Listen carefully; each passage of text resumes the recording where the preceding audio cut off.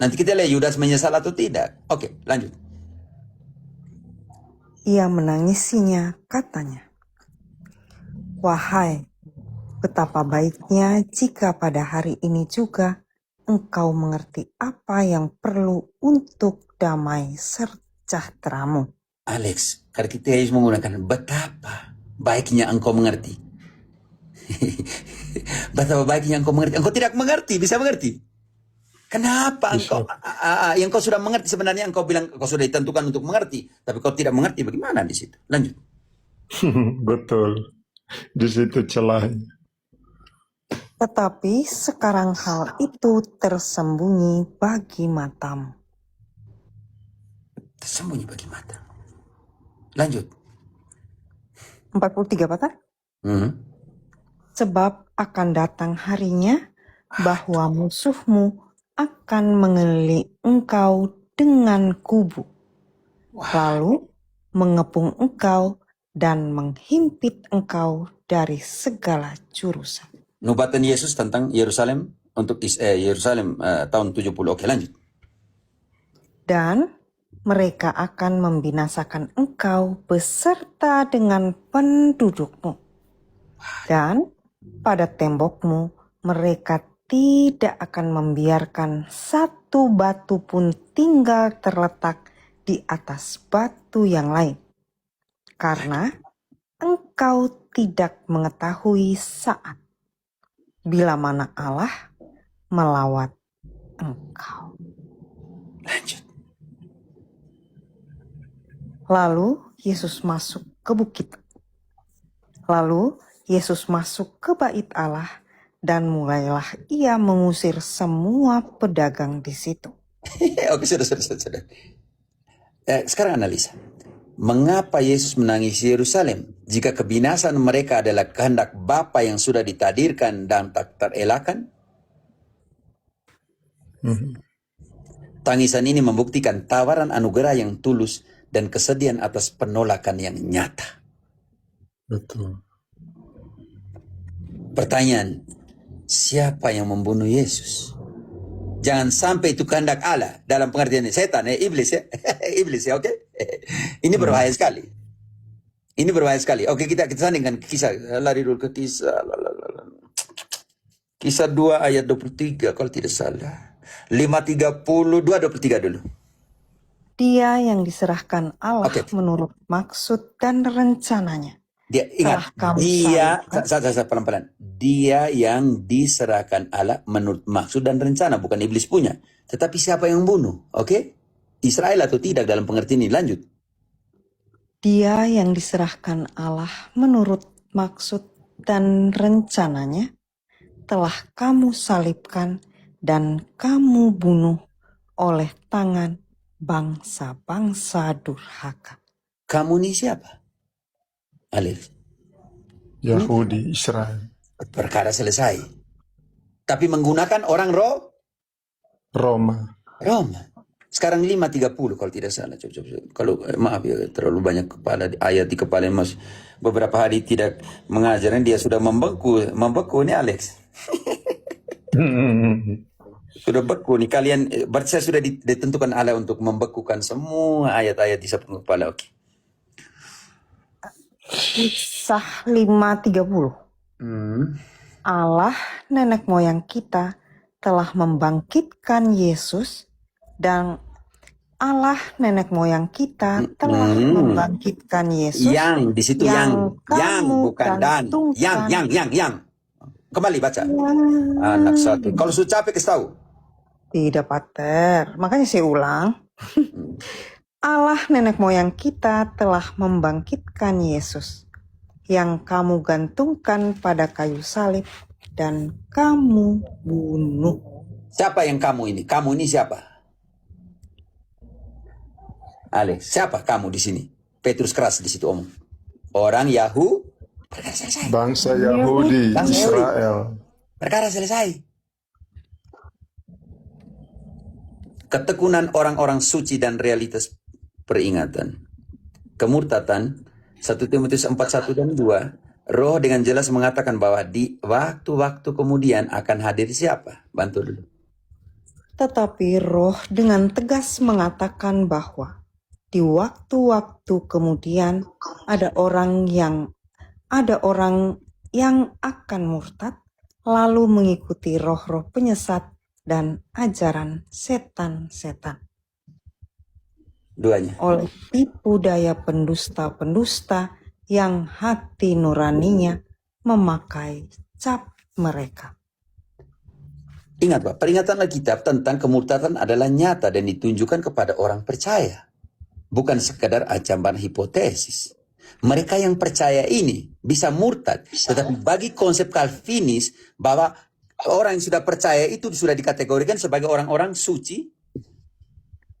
Karena mereka bilang sudah ditentukan untuk selamat. Ternyata kemurtadan itu datang dari dalam atau dari luar. Alex, orang tuh murtad, dia ada dulu di dalam sebuah agama, contoh kasus agama, dia ada dulu baru dia murtad atau tidak? Betul, ada dulu baru murtad. Ada dulu di dalam baru dia keluar. Oke, sekarang kita lihat di Ibrani 10, nanti kita bantu di Ibrani 6, keras sekali tentang mereka yang keluar dari ajaran. Ibrani 10 Ayat 26. Sebab jika kita sengaja berbuat dosa, sesudah memperoleh pengetahuan tentang kebenaran, maka tidak ada lagi korban untuk menghapus dosa itu.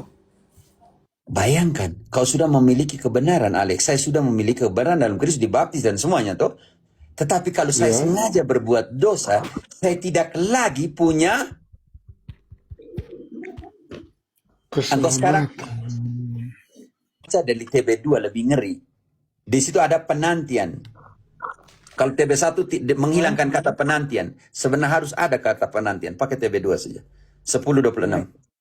10:26. Sebab jika kita sengaja berbuat dosa, sesudah memperoleh pengetahuan Tahan tentang dulu. kebenaran. Alex, jelaskan secara konsep hukum.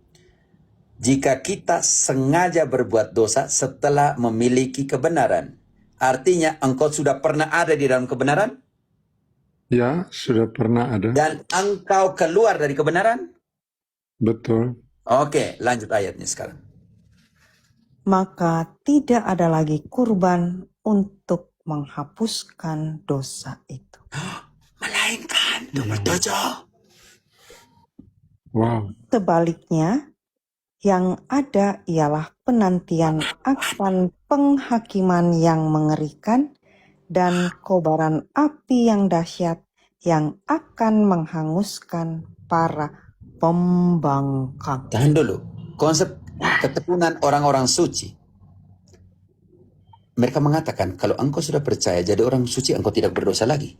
Ternyata di sini ayat mengatakan kalau kau sengaja berbuat dosa. Tidak ada lagi korban penghapus dosa berikut, melainkan penantian akan penghakiman yang mengerikan dan kobaran api yang menghanguskan. 28-29.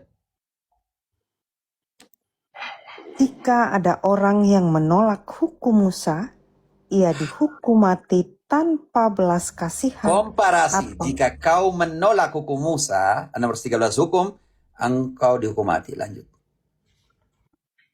Tanpa belas kasihan atas keterangan 2 atau 3 orang saksi.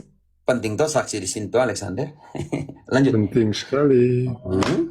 Bayangkan betapa lebih beratnya hukuman yang harus dijatuhkan atas orang yang menginjak-injak anak Allah dan menganggap najis darah perjanjian yang menguduskannya dan menghina roh anugerah.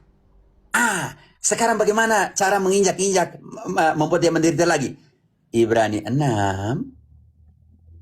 ayat 1-6. Konsentrasi di 4-6. Yang murtad tidak akan lagi diperbaharui semua yang pernah dia terima sebelum jika dia tidak pulang dan bertobat. Sebab itu marilah kita tinggalkan asas-asas pertama dari ajaran tentang Kristus dan beralih kepada perkembangannya yang penuh. janganlah kita meletakkan lagi dasar pertobatan dari perbuatan-perbuatan yang sia-sia dan dasar kepercayaan kepada Allah. Tahan dulu di sini, Alex. Bertekun dalam pengajaran para rasul mau dikatakan seperti itu. Kan kau jangan buat lagi dasar pengajaran yang lain. Bisa mengerti, Alex? Bisa, partner. Oke, Bisa. lanjut. Yaitu ajaran tentang pelbagai pembaptisan, penumpangan tangan, Mereka pergi baptis orang suka-suka. Penumpangan tangan, baptis mereka penumpangan tangan itu pentabisan. Tidak perlu lagi omong, itu sudah sangat jelas. Oke, pentabisan yang kita namakan itu suksesi apostolik. Sudah jelas, buat apa lagi om banyak? Lanjut. kebangkitan orang-orang mati, dan Sudah sangat jelas kebangkitan orang mati dan hukum kekal. sudah tahu bahwa kita akan dihukum menurut perbuatan. Tidak usah repot lagi. Masa kau pasang sola fide, sola gratia, sola scriptura. Dari mana semuanya itu? Lanjut. Yaitu ajaran tentang pelbagai pembaptisan, penumpangan tangan, Nah, itu kau ulang kembali tadi. Itu tidak boleh ulang. Kau sudah baca, mau ulang lagi mana? dan itulah yang akan kita perbuat jika Allah mengizinkannya. Tuhan Allah, Alexander di situ masih katakan jika Allah Mengizinkannya. sedangkan Calvinis bilang Allah sudah ingat, baca kembali poin penting itu, kita ini penting sekali ya. Saya pikir ini poin teologis yang harus dibahas. Baca kembali. Dan itulah yang akan kita perbuat jika Allah mengizinkannya. Tetapi bagi Calvinis Allah sudah Mengizinkannya. tetapi di situ digunakan terminologi past tense atau present di situ. Di situ digunakan kondisi atau tidak, Alexander. Jika dikatakan digunakan kata jika. Kondisi, partner. Tetapi bagi Calvinis Sudah ditetapkan. berarti harus Jadi hilangkan bukan kata kondisi. jika di situ toh. Betul. Ternyata kata kembali baca kembali Ji. Dan itulah yang akan kita perbuat jika Allah mengizinkan. Hilangkan sebagai Calvinis, saya akan membela Calvinis. Itulah yang akan kita perbuat, bukan lagi jika, karena Allah sudah mengizinkan.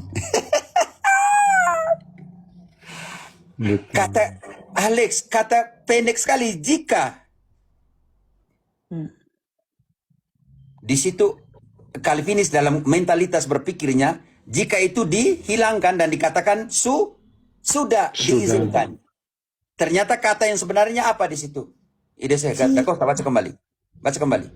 Itulah yang akan, itulah yang Dan itulah yang akan kita Tahan dulu. perbuat. Alexander, di situ digunakan tense apa? Di situ Paulus menggunakan tense apa ketika Paulus atau penulis Ibrani, minta maaf. Dia menggunakan tense apa? Akan. Itulah yang akan.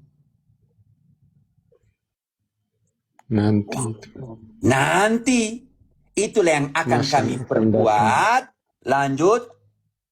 Jika Allah mengizinkannya. Masih memberikan itu kepada kehendak Allah atau tidak jika Allah mengizinkannya? Taunya dari mana? Ini pertanyaan saya juga, Alexander. Bisa mengerti? Oke. Bisa. Taunya dari mana? Lanjut sekarang. Sebab mereka yang pernah diterangi hatinya, yang pernah mengecap karunia sorgawi. Tahan dulu. Mereka yang diterangi hatinya dan pernah mengecapi karunia surgawi. Akulah roti yang turun dari surga. Barang siapa makan roti ini, mereka yang pernah mengecapi karunia itu Yesus itu sendiri. Di dalam apa? Tiusa lari ke Yohanes 6 ayat 49 selanjutnya. Akulah roti yang turun dari surga. Tidak seperti yang dimakan oleh nenek moyang mereka sudah mati. Tapi barang siapa makan karunia surgawi ini adalah aku ini sendiri. Akan hidup selamanya. Oke, lanjut. Mereka yang menikah karunia surgawi. Lanjut. Dan yang pernah mendapat bagian dalam Roh Kudus. Baptislah dalam nama Bapa dan Putra Roh Kudus. Kisah 2 ayat 38. Berikanlah dirimu dibaptis supaya diselamatkan dan memperoleh karunia Roh Kudus. Sudah dibaptis dalam kekatolikan. Lanjut. Jangan lari, tetapi berani. Kau perlu lari kemana-mana. Dan itulah yang akan kita perbuat. No, sudah di belakang tadi, sudah di pembaptisan. Karunia Roh Kudus. Kau jangan lari kembali lagi di depan.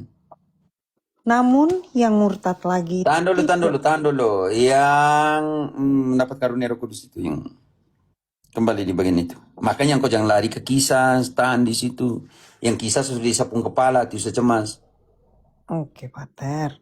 Dan yang pernah mendapat bagian dalam Roh Kudus dan yang mengecap firman yang baik dari Allah. Sudah diwartakan firmannya.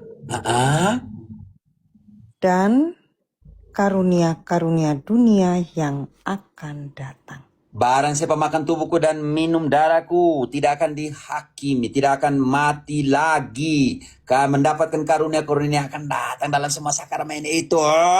Lanjut.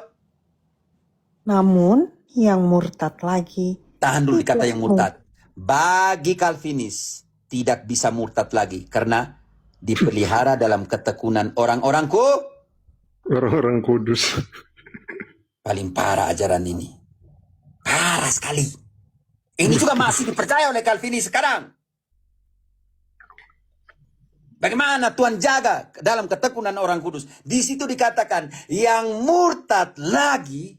Bagaimana hasil dengan mereka yang murtad ini? Baca kembali yang murtad itu. Namun yang murtad lagi tidak mungkin dibaharui sekali lagi. Akan diperbaharui lagi. Semua janji-janji yang telah karunia surgawi yang mereka nikmati tidak akan diperbaharui lagi sampai kapan? Hingga mereka bertobat. Bertobatlah. Karena apa? Karena dua alasan. Sebab mereka menyalibkan lagi anak Allah bagi diri mereka dan menghinanya di muka umum. Ini yang kita namakan Ibrani ini 10 tadi, oke? Yang baca kembali 28-29 menginjak kembali anak Allah. Ibrani anak mengatakan menyalibkan kembali Yesus di dalam hidup mereka dan menghinanya di depan umum. 10, 28, 29. Ibrani 10 kah? Tadi kan 6, naik ke 10. Ya, 29. Betapa lebih beratnya hukuman yang harus dijatuhkan atas dia yang menginjak-injak anak Allah, yang menganggap najis darah perjanjian yang menguduskannya, dan yang menghina roh kasih karunia. Di sini bilang kalau kamu murtad lagi tidak akan diperbaharui sampai. Mereka bilang kalau orang sudah dipilih tidak akan tidak akan murtad. Ternyata mereka murtad. Antikristus keluar dari dalam, bukan dari luar. Bantu nih, contoh nih. Bapak Uskup, seruan dari Santo Paulus untuk Bapak Uskup, minta maaf dengan penuh kerendahan hati. Bapak-bapak Uskup, tolong ingat kata-kata Santo Paulus kepada kalian semua. Kisah 20 ayat 28-32. Kalian baca saya ke belakang, bisa minum air terus nih. Karena itu jagalah dirimu dan jagalah seluruh kawanan. Karena kamulah yang ditetapkan Roh Kudus menjadi uskup untuk mengembalakan gereja Allah yang diperolehnya dengan darah anaknya sendiri. Aku tahu bahwa sesudah aku pergi, serigala-serigala yang ganas akan masuk ke tengah-tengah kamu dan tidak akan menyayangkan kawanan itu. Bahkan dari antara kamu sendiri akan muncul beberapa orang yang dengan ajaran palsu mereka berusaha menarik murid-murid dari jalan yang benar dan supaya mengikut mereka.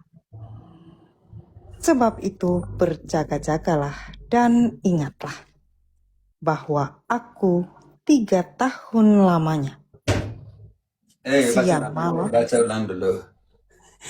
Kalau baca tanpa penjelasan memang rusak juga nih, semua jadi protein.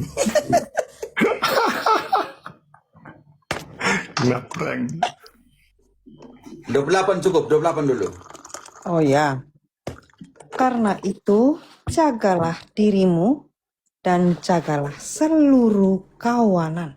Bapak Karena Uskup, kamulah- jagalah dirimu dan jagalah seluruh kawanan Bapak Uskup. Karena kamulah yang ditetapkan Roh Kudus menjadi uskup untuk mengembalakan gereja Allah yang diperolehnya dengan darah anaknya sendiri. Bapak Uskup refleksi itu. Peliharalah kawanan yang telah diperoleh Kristus dengan darahnya sendiri. Lanjut. Aku tahu bahwa sesudah aku pergi, serigala-serigala yang ganas akan masuk ke tengah-tengah kamu dan tidak akan menyayangkan kawanan itu. Tahan di situ. Serigalanya kita belum tahu siapa nih ya. Alex, kan kau tahu serigala di sini? Belum. Belum. Oke, tahan dulu situ. Butuh penjelasan. Matius 7:15 akan menjelaskan siapakah serigala itu. Matius 7:15. Engkau jangan karang 19 tidak ada situ. Enggak, Matius 7 kan, Pak? Iya, 7:15. 15 iya. Waspadalah terhadap nabi-nabi palsu yang datang kepadamu dengan menyamar seperti domba. Tetapi sesungguhnya mereka adalah serigala yang buas. Kembali ke kisah. Engkau sudah tahu sekarang Alexander. Baca kembali yang serigala tadi di kisah. Kayaknya 30 deh. Bahkan dari antara kamu sendiri. Tanda, belum. Kalau 29. Ya saya butuh yang serigala ini. Oke.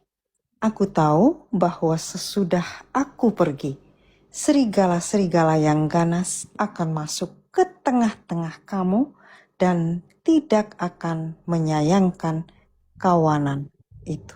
Alexander, engkau mengerti sekarang serigala siapa? Nah, ini nih. Serigala dari luar nih Tadi yang masuk. nabi-nabi palsu, oke. Oke. Ya, tahan dulu di situ. Kita belum masuk ke pengajaran. Masa sebentar akan mengatakan dari pengajaran. Lanjut sedikit. Serigala nabi-nabi palsu ini dikategorikan yang namanya apostasia, kemurtatan itu datang dari dalam. Oke, lanjut dulu penjelasan ide. Saya penting sekali penjelasan di sini. Ini yang kutunggu nih, bagian terpenting. Gas. Ini bagian penting nanti. Nanti Santo Petrus membandingkan antara nabi palsu, serigala itu yang nabi palsu tadi, dengan guru palsu. Hebat sekali Santo Petrus, gila. Oke, sekarang kita lihat. Lanjut tadi ayat tadi, di kisah 30. tadi, 20. Sekarang mungkin 30. Ya. Bahkan dari antara kamu sendiri akan muncul beberapa orang yang dengan ajaran palsu mereka berusaha menarik murid-murid dari jalan yang benar dan supaya mengikut mereka. Tahan dulu. Artinya di situ, serigala nabi palsu. Nabi palsu ini keluar dari kita. Dan dengan pengajarannya yang Palsu. Ini penting sekali, karena itu Bapak Uskup tolong. Supaya jangan ada ajaran yang palsu, delegasikan banyak imam-imam di Indonesia yang pintar, yang bijak, mengajar, studi kitab suci, studi apalah supaya doktrin lah, supaya mengajar. Dunia sekarang berubah Bapak Uskup dan saudara yang terkasih. Ketika saya ditobatkan oleh seorang katekis di sini, kami di dunia ke-6 ini, benua ke-6 ini, benua digital, kami merasa sendiri. Karena tidak satupun misionaris digital, misionaris yang ingin masuk dan menemani kami di dalam pengajaran digital. Tolong, karena banyak beberapa dari kita akan keluar dan dengan ajaran, baca kembali itu ayat 30. Bahkan dari antara kamu sendiri akan muncul beberapa orang yang dengan ajaran palsu mereka berusaha menarik murid-murid dari jalan yang benar dan supaya mengikuti mereka. Bapak Uskup. Sekarang Santo Paulus mempercayakan apa kepada Bapak Uskup? Lanjut ayat. Sebab itu berjaga-jagalah dan ingatlah bahwa aku 3 tahun lamanya, siang malam dengan tiada berhenti-hentinya menasehati kamu, masing-masing dengan mencucurkan air mata. Kepada setiap uskup, Paulus menasihati dengan cucuran air. Air mata. Lanjut. Sekarang Paulus bilang, saya akan pergi. Tapi saya Dan- mempercayakan kepada kalian apa? Dan sekarang aku menyerahkan kamu kepada Tuhan dan kepada firman kasih karunia-Nya yang berkuasa membangun kamu dan menganugerahkan kepada kamu bagian yang ditentukan bagi semua orang yang telah dikuduskannya. Perak Jangan, cukup. Kalau saya begini cukup. Yang perak emas itu urusan kemudian. Dia tidak punya. Kepada para uskup, sambil menasihati para uskup dengan cucuran air. Kepada kalian, kupercayakan apa? Itu yang saya butuh. Ada 2 yang dipercayakan kepada para uskup oleh Paulus. Nona 31. Sebab itu berjaga-jagalah dan ingat. Jadi kalian jangan tidak semua di sapu kepala, karena kalau saya bilang kata kunci, kamu lihat kata kuncinya di mana. Dan sekarang aku menyerahkan kamu kepada Tuhan dan Satu. kepada Tahan firman. dulu. Sekarang aku menyerahkan kamu semua Bapak Uskup kepada Tuhan. Dia akan pergi nih. Dia akan pamit nih. Dia menyerahkan kepada Tuhan. Yang kedua, diserahkan kepada apa para uskup? Dan kepada firman kasih karunia-Nya. Tahan di situ. Kepada firman kasih karunia-Nya. Dan 2 Timotius 4 ayat kedua. 2 Timotius. Kepada spesifik Bapak Uskup Timotius.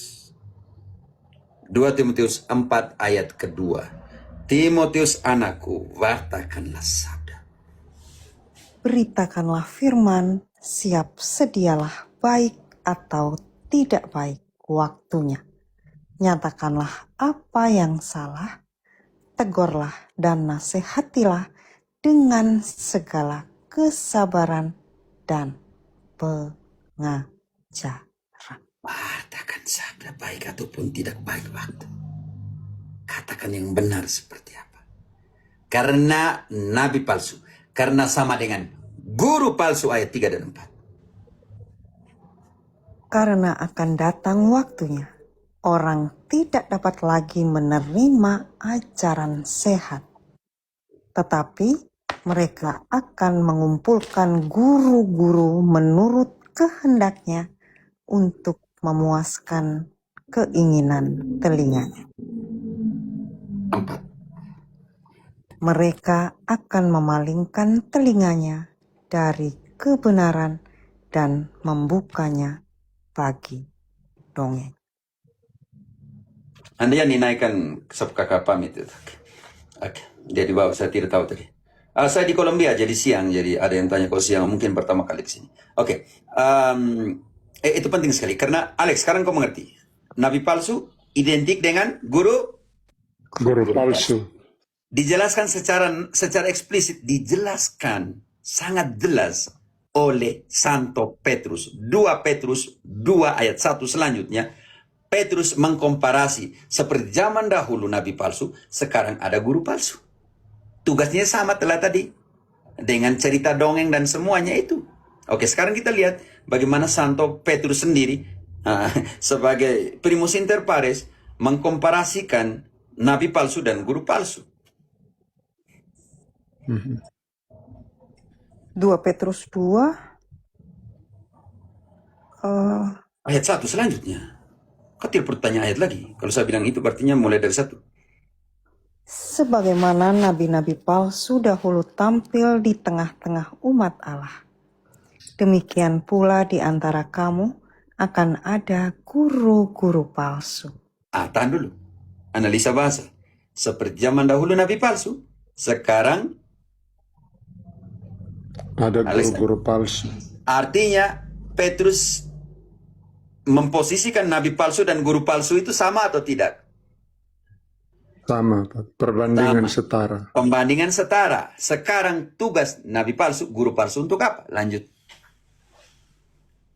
Mereka akan memasukkan pengajaran-pengajaran sesat yang membinasakan. Tahan dulu. Guru palsu, nabi palsu ini di dalam Kisah 20 ayat ke-30 datang dari Dalam.